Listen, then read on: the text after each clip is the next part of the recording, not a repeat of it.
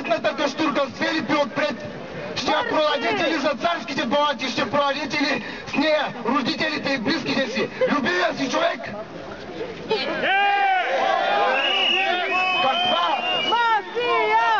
Каква ценностна система ни налага този проклет капитализъм, за който потребителите са просто едни свине?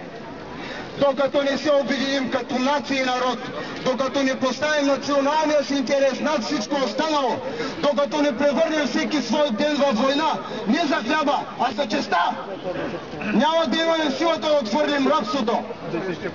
Но постигнем ли това, парите и богатствата ще мисли да дойдат при нас. И те ще са в наша служба, а не ние в тяхна. Благодаря ви!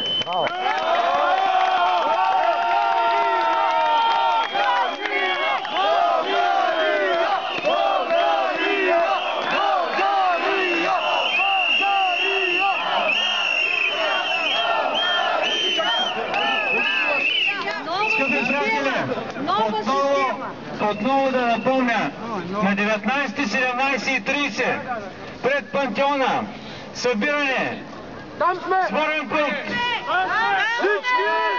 паметта на Левски, ние сме негови чеда. Тези, които не могат тогава, по-късно, тук на паметника, факелно шествие. Тук ще научите кога ще бъде следващия протест. От протест на протест.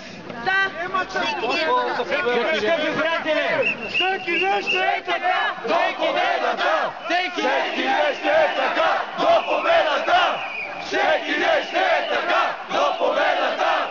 Всеки нещо е така до победата!